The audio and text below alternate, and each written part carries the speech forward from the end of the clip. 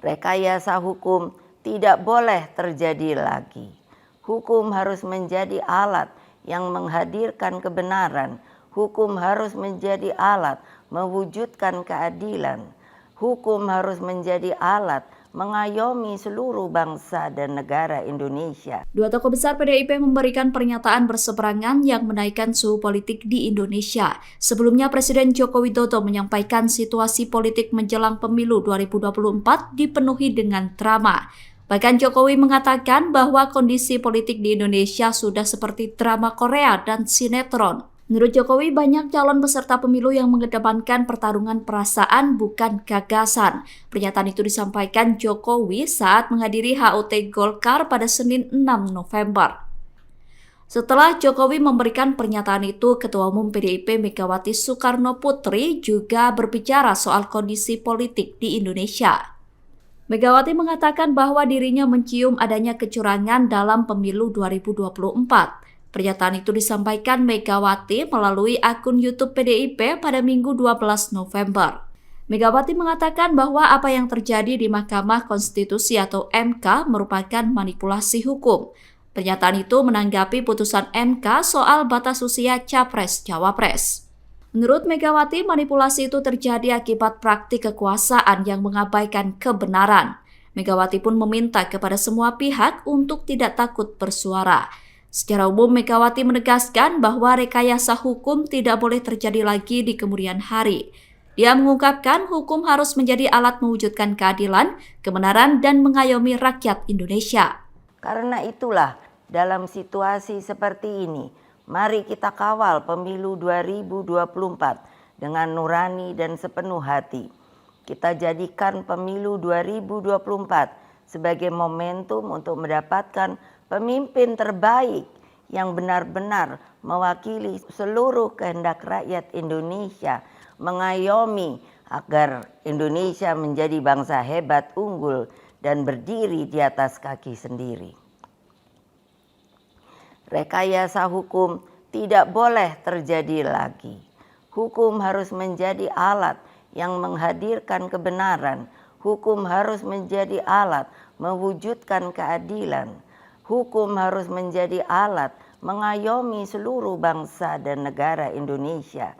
Dengan keadilan inilah kemakmuran pasti akan bisa diwujudkan. Karena itulah terus genggam erat semangat reformasi itu. Jangan lupa terus kawal demokrasi berdasarkan nurani. Jangan takut untuk bersuara, jangan takut untuk berpendapat selama segala sesuatunya tetap berakar pada kehendak hati rakyat. Terus kawal dan tegakkan demokrasi. Itulah kewajiban kita sebagai warga bangsa dan bahkan menjadi keharusan setiap anak negeri dan bangsa agar tidak terjadi kesewenang-wenangan. Pernyataan Ketua Umum Megawati Soekarno Putri menjadi sorotan publik. Megawati sebelumnya menyatakan kecurigaan pemilu akibat putusan Mahkamah Konstitusi atau MK. Pernyataan Megawati yang disampaikan melalui akun YouTube PDIP itu dinilai sebagai bentuk kecewa dan kemarahan besar kepada Presiden Joko Widodo. Hal itu disampaikan oleh Direktur Eksekutif Indo Strategik Ahmad Khoirul Umam pada Minggu 12 November 2023. Umam menilai pernyataan Mega seolah menjadi tanda perpisahan antara PDIP dengan Jokowi dan keluarganya. Perpisahan itu dilakukan karena Jokowi dan keluarga kini berada di kubu lawan PDIP, yakni Prabowo Subianto. Meskipun dalam pernyataannya Megawati tidak menyinggung langsung nama Gibran Rakabuming, namun saat bicara soal kekuasaan Orde Baru, dinilai Umam menyinggung kekuasaan Jokowi. Umam mengatakan bahwa putusan MK terkait syarat batas usia minimal Capres-Cawapres menjadi bukti praktik kekuasaan Jokowi. Oleh karenanya, Umam menilai pernyataan Mega merupakan sentilan sekaligus pukulan terhadap Jokowi. Umam menilai kemarahan Megawati kali ini terkesan tidak meledak-ledak, justru cenderung sendu. Megawati disebut sengaja menahan diri untuk tidak menyebutkan nama Gibran, Prabowo, ataupun Jokowi.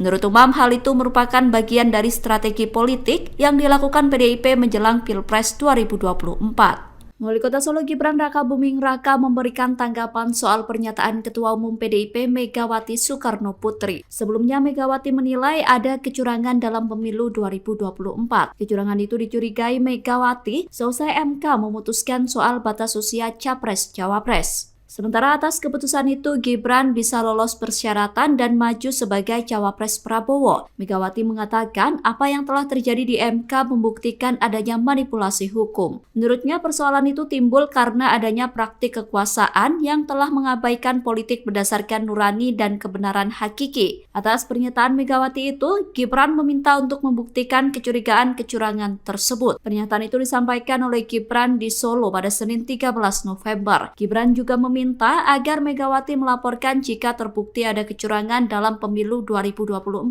Gibran mengatakan jika ada aparat yang tidak netral dan mendukung kubunya, maka segera dilaporkan apabila ada bukti ketidaknetralan. Karena itulah, dalam situasi seperti ini, mari kita kawal pemilu 2024 dengan nurani dan sepenuh hati.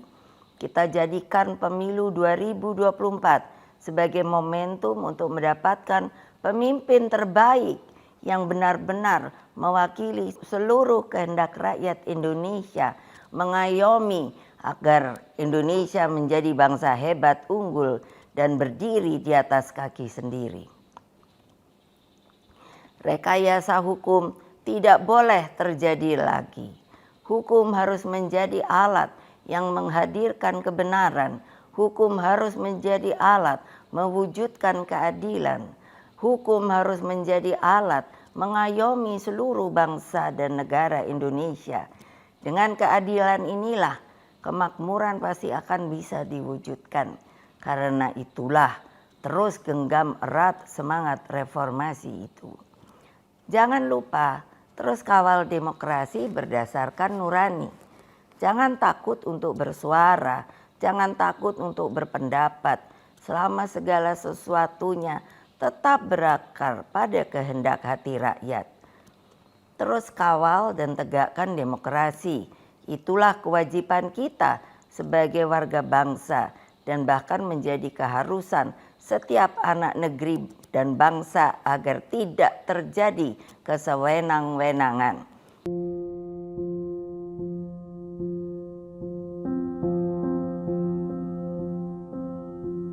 Komisi Pemilihan Umum atau KPU Republik Indonesia akan segera menetapkan calon presiden dan wakil presiden 2024. Penetapan Capres-Cawapres itu dilakukan pada Senin 13 November sore nanti.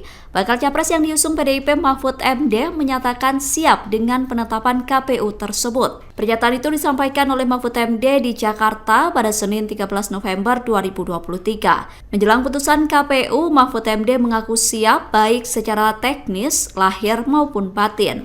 Mahfud mengklaim bahwa nantinya tidak akan ada masalah soal penetapan Capres-Cawapres itu. Sebelumnya, kabar KPU akan menetapkan Capres-Cawapres disampaikan oleh anggota KPU Republik Indonesia August Plus. Ia mengatakan akan dilakukan konferensi pers terkait penetapan Capres-Cawapres pada pukul 15 waktu Indonesia Barat. Sebelum diumumkan, KPU akan menggelar rapat pleno untuk penetapan tersebut.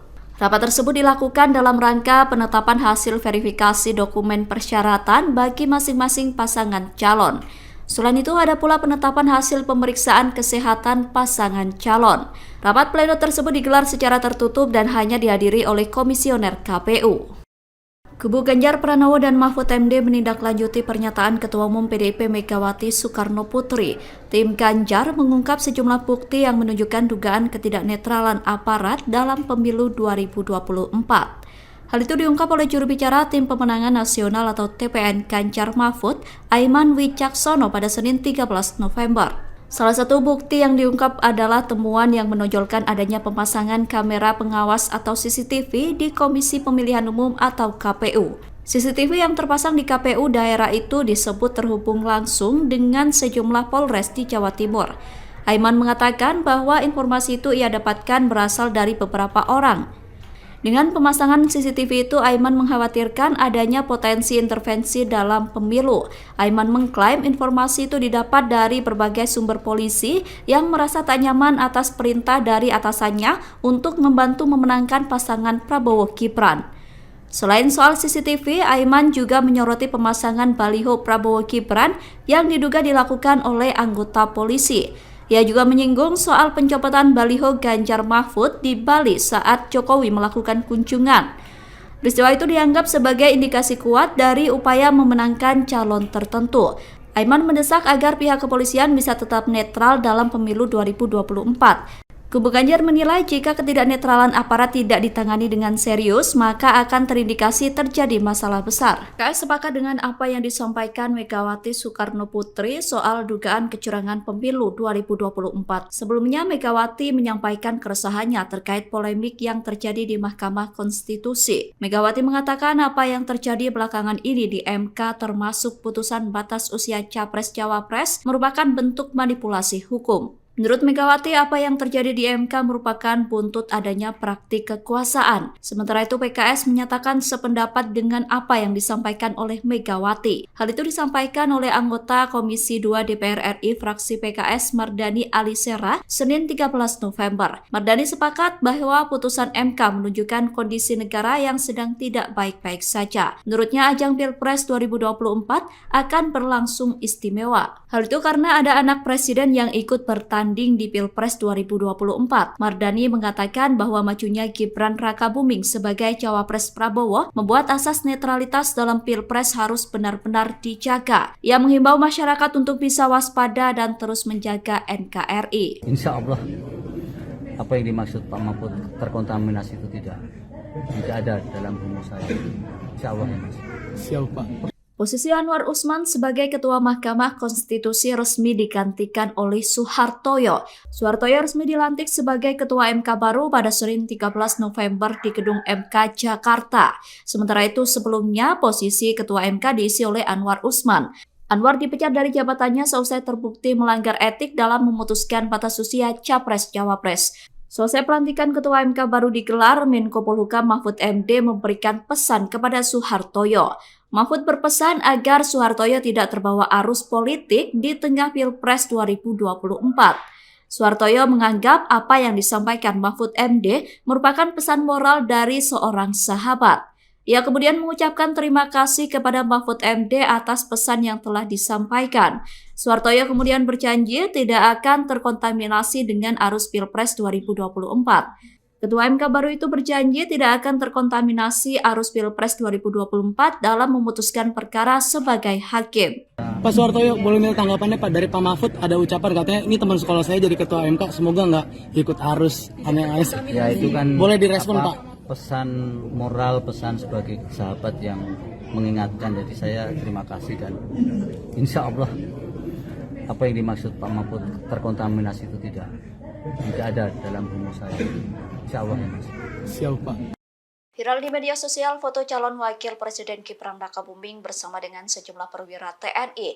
Panglima TNI yang baru saja disetujui oleh DPR, Agus Subianto, memberikan klarifikasi. Agus mengatakan bahwa foto itu sudah diambil sejak lama. Foto itu diambil saat perwira TNI melakukan kuliah kerja dalam negeri atau KKDN. Pernyataan itu disampaikan Agus saat ditemui di rumahnya Jakarta Timur pada Senin 13 November.